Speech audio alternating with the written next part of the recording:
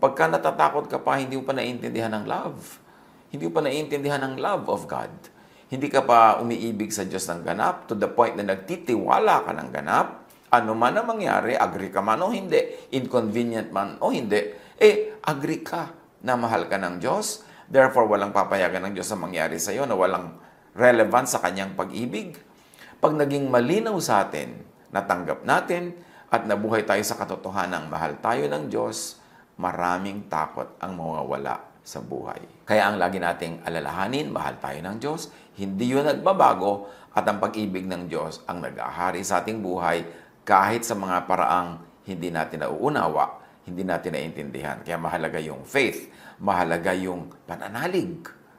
Psalm 91:3-6, surely He will save you from the fowler's snare and from the deadly pestilence. So, dalawang panganib ang ina-address dito ng sumulat ng mga awit na ito.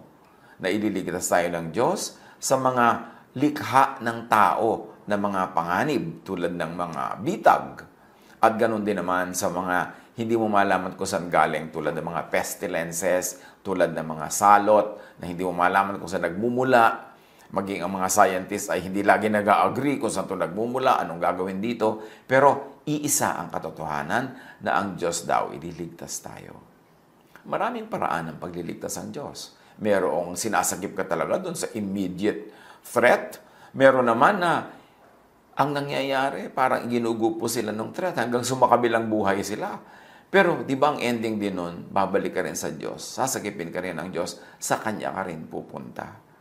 Pag nilawakan natin ang ating pananaw, na ang kaligtasan sa problema ay maaaring immediate na pag-extract sa iyo ng Diyos mula sa problema, o yung problema ay parang sa biglang tingin ay nagwagi, nabawian ka ng buhay, pero ang ending, di ba, babalik ka rin sa Panginoon. Hindi natin laging gustong yun ang mangyari. Kasi ang gusto natin na ending ay yung gumaling ka bigla at humaba pa ang iyong buhay. Pero kahit ano naman ang ihaba ng buhay na ito, ang ending pa rin ay babalik pa rin tayo sa Panginoon. Sa pagpapatuloy ng Psalm 91:3-6, He will cover you with His feathers, and under His wings you will find refuge. His faithfulness will be your shield and rampart. Itinulad ang Diyos sa isang agila o sa isang inang manok o sa isang ibon na nililimliman niya, nilulukuban niya ng kanyang pakpak, ng kanyang mga balahibo, ang kanyang mga anak para mga ito ay huwag mabasa, huwag maginaw, huwag na matakot sa hangin, at huwag madagit ng kalaban. Ito ang inihalin tulad nitong psalm sa pag-ibig ng Diyos. Tayo daw kanyang lulukuban, ipagtatanggol, ipoprotect. You will not fear the terror of night, nor the arrow that flies by day, nor the pestilence that stalks in the darkness, nor the plague that destroys at midday. So 24/7, anumang oras, anumang uri ng panganib, hindi daw tayo mabubuhay sa takot kung aalalahanin natin ang pag-ibig ng Diyos, ang proteksyon ng Diyos, at ang kanyang walang hanggang mabuting kalooban para sa atin. Kahit sa biglang tingin, hindi tayo agree na mabuti ang nangyayari sa ating buhay. Pero alam niya ng Diyos, and when God allows it, ang kailangan umandar sa ating buhay, pagtitiwala. Na huwag tayong bibitaw. Mas malakas ang hangin, mas kumapit tayo sa Diyos. Mas madilim, mas kumapit tayo sa Kanya. Mas hindi natin nauunawaan na nangyayari, mas humihirap, mas lalo tayong kumapit sa Kanya. Yun ang sagot sa fear. At ano pang lagi nating matututunan mula sa Biblia? Do not fear what is not immediately before you. Kanina, just do not fear. Pero ngayon, dinadagdagan natin, kina-qualify natin. Yung hindi nandyan na mismo sa iyong harapan at nangyayari na talaga, huwag mong katakutan. Kasi madalas, imagination lang. At maraming nai-imagine, hindi naman yun ang natutupad sa tunay na buhay. Do not fear na agad what is only still or just in the realm of thought. Gaano kalaking porsyento ng mga kinakatakutan natin nasa guni-guni. Nasa isip lang. Hindi pa talaga kaharap, hindi pa talaga nangyayari, pero kinatatakutan na. Psalm 49:5, why should I fear when evil days come? When wicked deceivers surround me? Yun, pinag-uusapan, yung darating pa lang. Sabi, bakit ko kakatakutan? Pag dumating yung panahon na may darating na mga ganitong hirap at kasamaan sa buhay, sabi ganon, Syempre, lalo naman kung hindi pa naman dumarating, ini-imagine mo pa lang. Huwag katakutan kasi dumadagdag sa pahirap sa kalooban. Psalm 55, 1-4. Listen to my prayer, O God. Do not ignore my plea. Hear me and answer me. My thoughts trouble me and I am distraught because of what my enemy is saying, because of the threats of the wicked. So ano daw nagpapahirap sa kanya? Thoughts. My thoughts trouble me. At madalas talaga yan ang nagpapahirap sa atin. Hindi naman yung tunay na nangyayari, kundi iniisip natin pwedeng mangyari, yung ini-imagine natin, yung ating mga kinakatakutan. Sabi niya, my enemy is saying many, many things. That's why I am distraught. I am full of fear because of the threats of the wicked. At sino yung maituturing sa maraming panahon na enemy, saying things that distraught? Yung mga mahilig magbalita ng very bad news, mahilig magkalat ng sad news, mahilig manakot, mahilig magbigay ng mga duda, mahilig na maglagay sa puso natin ng mga pangamba, yun ang enemy. Saying many things that threaten us, that removes our peace, that doesn't help us. Kaya dapat pinipili mo rin ang pinapakinggan. Marami ngayon, ang paborito nilang contest, magpagalingan sa dami ng ibinabalitang sad news. Paramihan ang nalalaman ng mga napahamak, mga nagkasakit, mga ganito at nagkaganyan.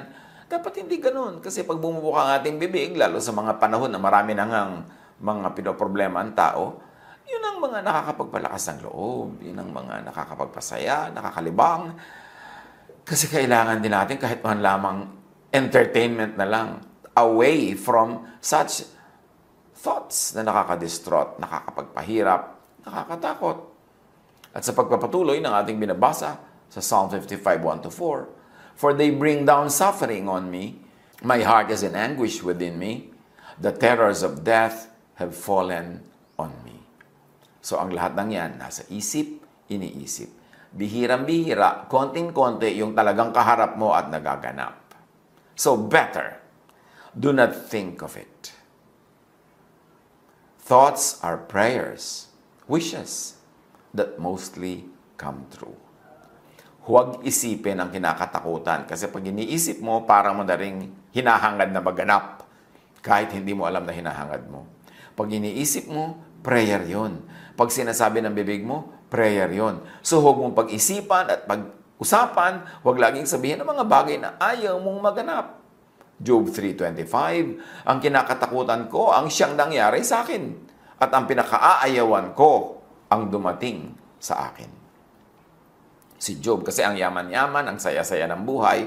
So, sinabi niya, ang kinakatakutan ko ang nangyari sa akin. So, kahit pala nangyayari yung mga magagandang bagay sa kanyang buhay noon, nai-imagine din niya na baka mawala ang kanyang yaman, baka mawala ang mga mahal niya sa buhay, baka mawala ang kanyang kalusugan, at ayun nga ang naganap.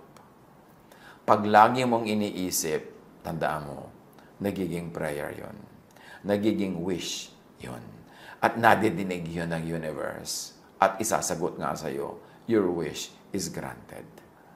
Huwag mong laging isipin, huwag mong laging pag-usapan ang bagay na kinatatakutan mo o ayaw mong maganap.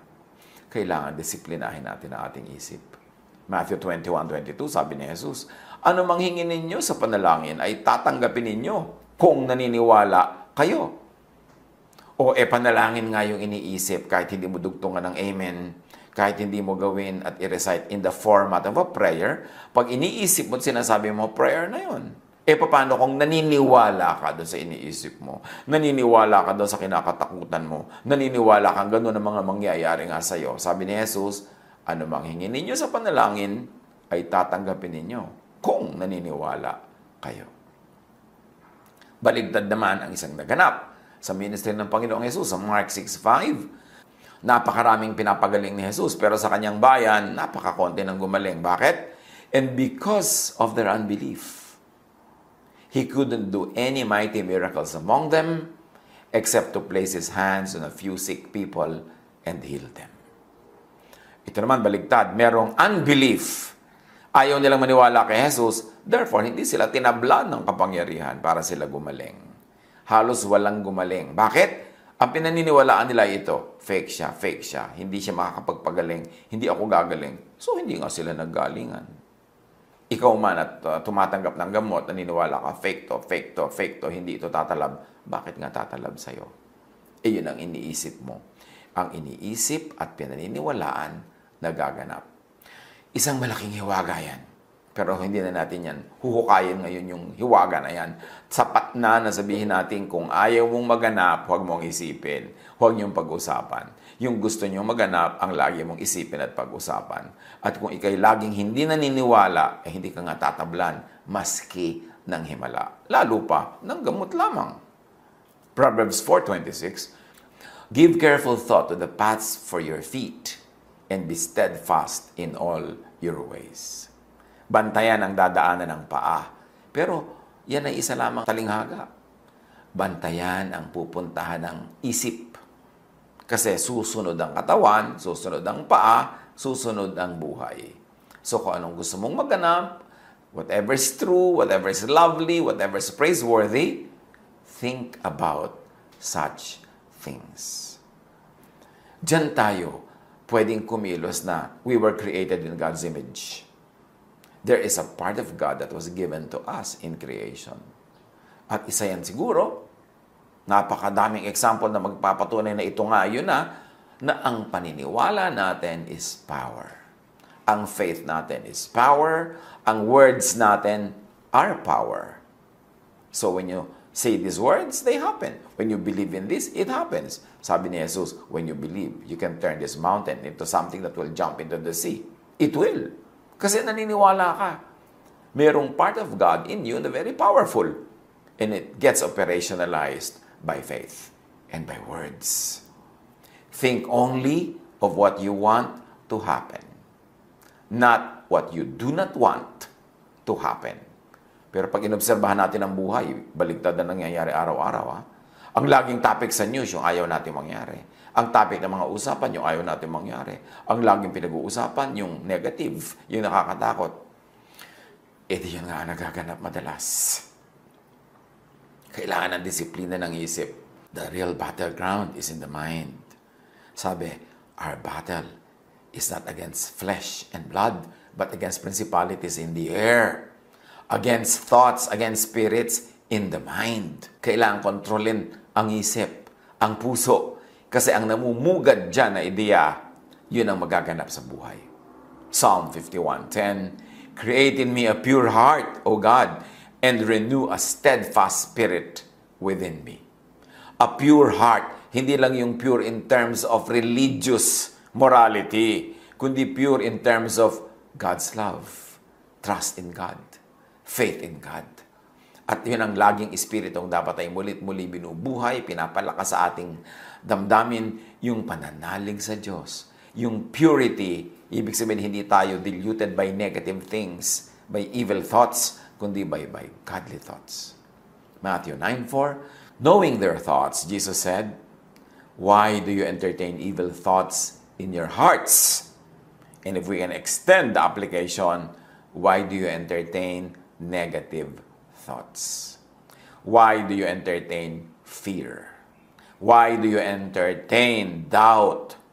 Yan ang papasukan ng mga bagay na hindi ka nais-nais sa inyong buhay when you open the doors of your heart and your mind to negative things.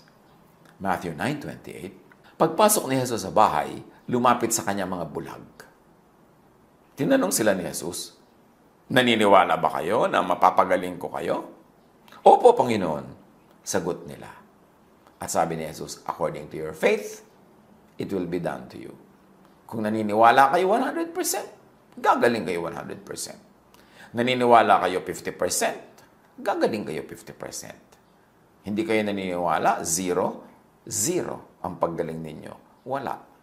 According to your faith, it will be done to you. Yes, God is there. Yes, Jesus is there dispensing power. But you are the other half of the team. You have to believe in God. You have to believe in Jesus para yung power na yon magkatotoo sa iyong buhay. Nakita mo sa kanyang hometown, yung power niya, hindi sapat para pagalingin yung mga tao doon. Kasi dapat sang-ayon sila, dapat payag sila, dapat meron silang assent, dapat meron silang pagsang-ayon, meron silang pananalig. And without that, hindi ka naman bigla-biglang babaguhin o papagalingin ng Diyos na ayaw mo naman o hindi ka naman naniniwala. Kasi meron tayong free will. Ibinigay din niya yan as part of our being made in the image of God. So yung free will na yon, kailangan gamitin mo to obey God's will, to abide in God's love, para katablan ng kapangyarihan na ito. Believe in what you want. Believe in what you wish for. Psalm 27:3. Though an army besiege me, my heart will not fear. Though war break out against me, even then I will be confident. At kung bibigyan natin ng extension ng application, though an army of bad news besiege me, my heart will not fear. Though war break out against me, though media wars break out against me, info or misinfo wars break out against me, even then, I will be confident. Kaya mahalaga nakababad tayo sa tunay na salita ni Jesus, hindi sa fake news, hindi sa false news. Dapat nakababad tayo sa katotohanan. At kasama ng katotohanan, of course, is scientific knowledge. Dapat ang ating mga pinaniniwalaan ay based sa science because God is the author of science. God is the author of natural law. May mga nagtatanong, naniniwala ka ba sa gamot na ito o hindi? Kasi sabi ni ganon, magaling. Sabi ni ganyan, hindi daw magaling. Sabi ko, anong sabi ng science? Although, of course, kung minsan akala mo science, yung pala fiction. Akala mo science, yung pala twisted science kuno. Kaya dapat talaga ang tao nag-aaral. With the absence of knowledge, people perish. Kaya kailangan informed.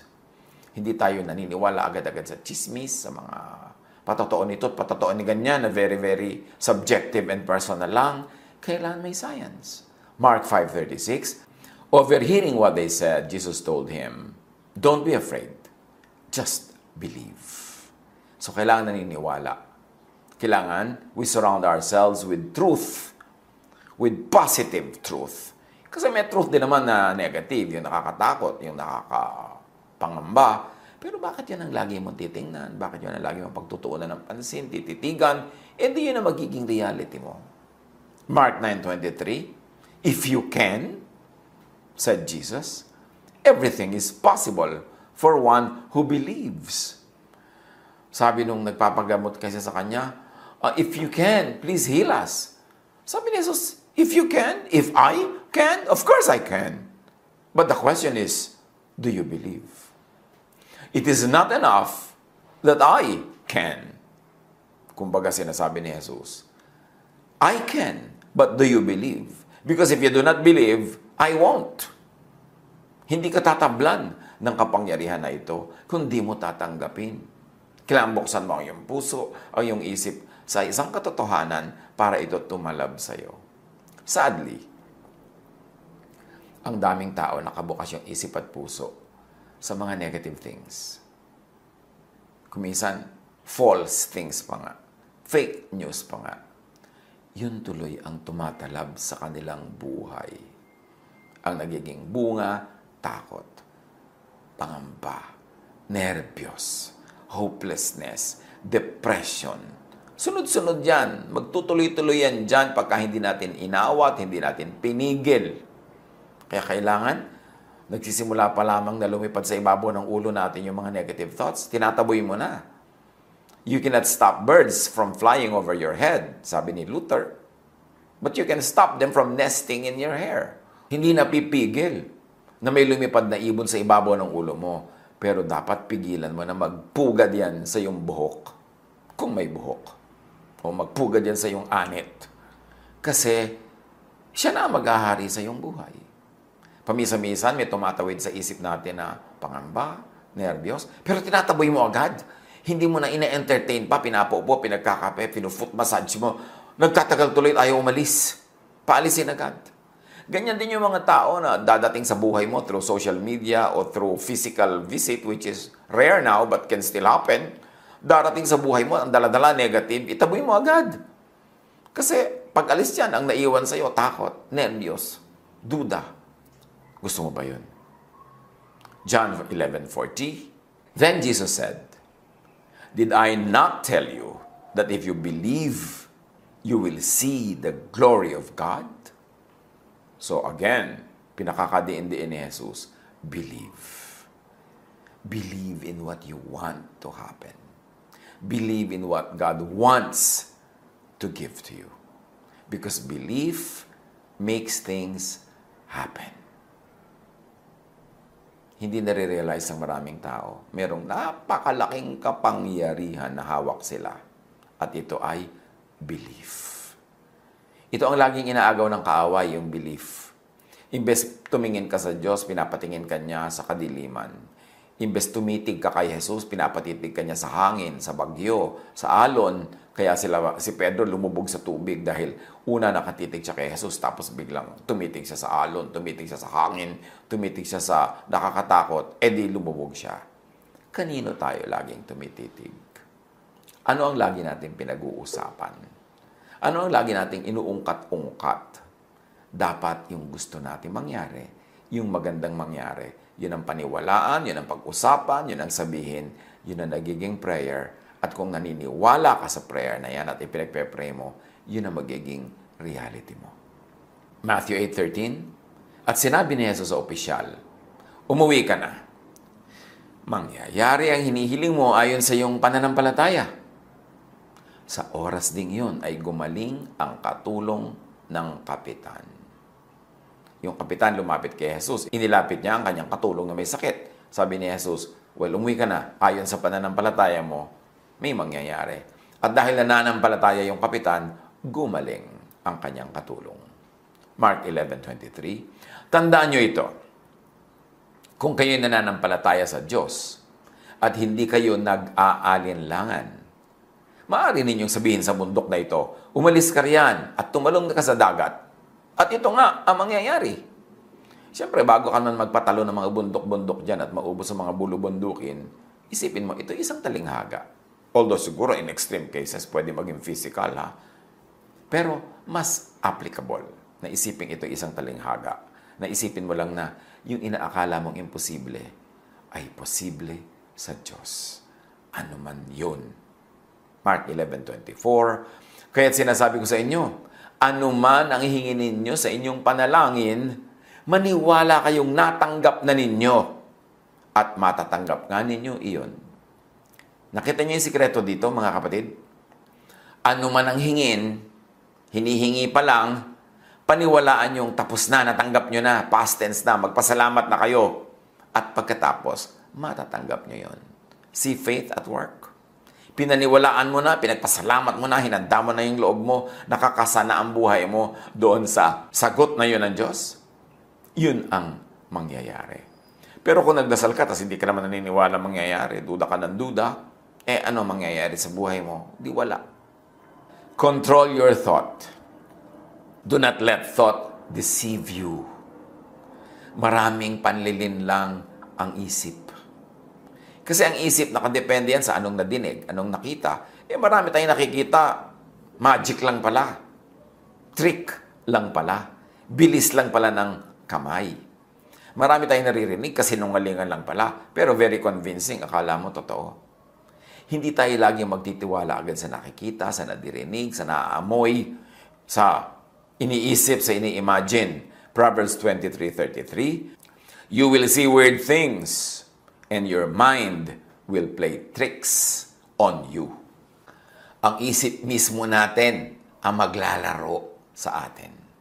Paglalaroan tayo ng ating guni-guni. Ang dami-dami mga nagseselos, selos na selos. Sure na sure sila sa kanilang selos, pero guni-guni lang nila. Hindi laging totoo yung mga feminine intuition. Although marami dyan nagkakatotoo at totoo talaga, pero hindi lahat. Kasi marami ring guni-guni, maging ang mga kababaihan na, guni-guni lang. Tapos paniwala na sila, ng aaway na, ng gugulo na, guni-guni pa lang. Your mind will play tricks on you. Mahalaga to be informed with true knowledge, with the best knowledge available. Huwag tayong magpadala sa ating guni-guni. Job 20:2, my troubled thoughts prompt me to answer because I am greatly disturbed. So sige, dahil troubled ang thoughts niya, troubled ang lahat ng nangyayari sa kanyang buhay. Payapain ang isip, magpahinga, matulog. Tanggalin ang mga nagpapatakot sa atin na ayaw tuloy tayong patulugin. Kasi mas puyat ka, mas hindi ka tulog, mas magulo ang pag-iisip. Mahalaga ang pahinga. The Lord is my shepherd, I shall not want. He leads me beside still waters. He restores my soul. Yan ang ginagawa ni Jesus. Pinagpapahinga tayo at pinananariwa ang ating espiritu upang tayo makapag-isip ng tama, makapagdasal ng tama, makapag-imagine ng tama para yung magagandang tama na yun ang maganap sa ating buhay. Proverbs 4:23, above all else, guard your heart, for everything you do flows from it. Or we can use interchangeably, guard your mind. Guard your mind, for everything you do flows from your thoughts. So control your thought. Do not let thought control you. 2 Timothy 1:7, sapagkat ang espiritong ibinigay sa atin ng Diyos ay hindi espiritu ng kahinaan ng loob, kundi espiritu ng kapangyarihan, pag-ibig, at pagpipigil sa sarili. Yung pagpipigil sa sarili, hindi lang pagpipigil sa mga lustful thoughts, hindi lang pagpipigil sa mga bisyo, pagpipigil din yan sa pag-iisip ng nega. Pagpipigil din yan sa pakikinig ng nega. Pagpipigil din yan sa pakikisalo sa mga controversial thoughts na nakakagulo lang sa ending. Kailangan hindi espiritu ng kahinaan ng loob. Huwag tayo magpapakinig sa nagpapahina ng loob. At lalong-lalo, huwag nating pahinain ang loob ng kapwa.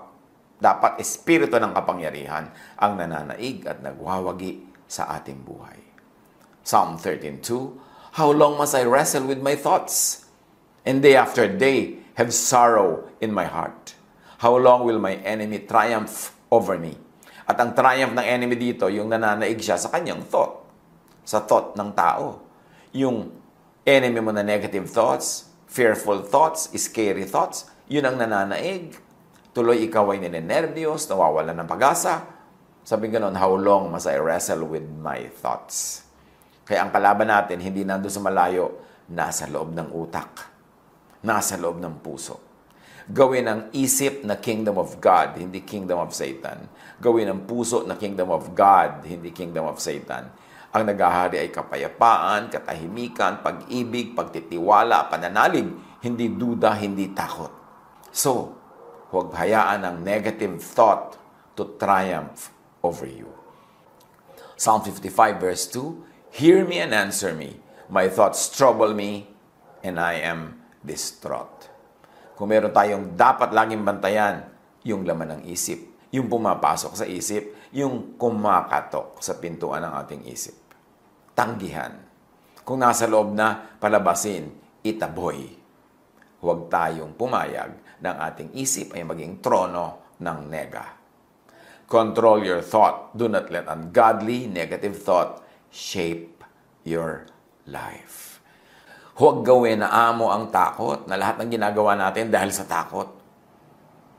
Lahat ng ginagawa natin dahil ninenervyos tayo kasi lalo lang tayo magkakamali-mali. Magkakabisa-bisala, magkakalito-lito.